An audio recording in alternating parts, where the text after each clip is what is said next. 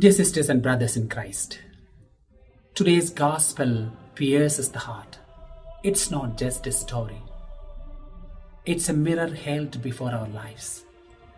There was a rich man who had always clothed in fine linen and in purple, always feasted sumptuously, and there was Lazarus, a poor man, always longed for crumbs, covered in sores.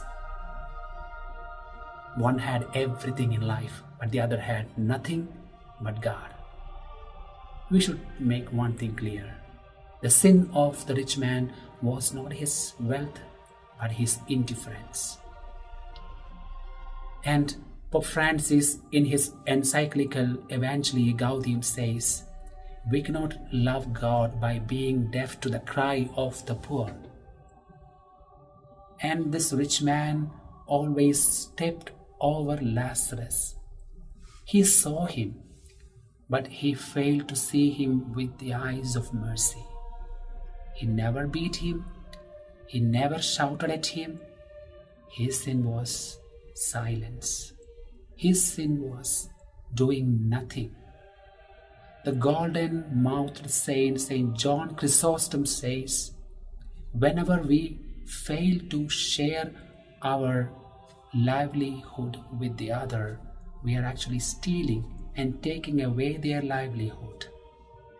We are not just owners of our blessing, we are just stewards.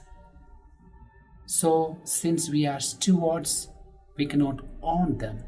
We should always share our blessings. Our blessings in the form of our wealth, time, talents, words of consolation. So in different way we have our own blessings, but that is not our own, but we are just stewards. We have to handle our blessings well. We have to manage our blessings well. So always consider the poor. What was the tragedy?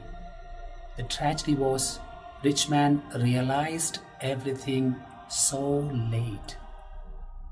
So when he was in his torment, he requested two things to Abraham. Water. One thing, water. But he never gave anything during his lifetime to Lazarus. And secondly, he requested Abraham, send Lazarus to his brothers. Speak to them, warn them. But during his lifetime, this rich man never spoke a single word to Lazarus.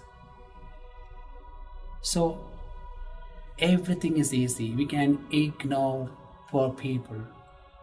We can speak about poverty, injustice, hunger. It is easy to speak away. But are we ready to act?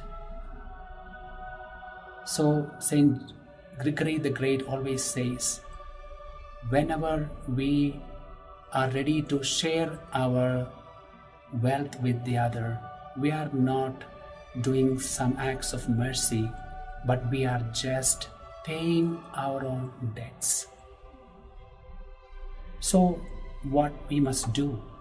First of all, we have to open our eyes of mercy.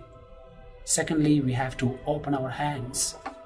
And thirdly, we have to open our hearts. Then we can enjoy eternity peacefully and joyfully.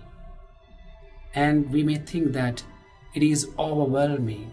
There are many Lazarus on our way. So how can I help all the people? You don't need to do everything. You just help the Lazarus at your gate. So today, ask yourself, who is the Lazarus at your gate? And with God's grace, go and help him or her, console him. And in that way, you can enjoy your eternity happily and joyfully. Always ask, who is the Lazarus at my gate? God bless you.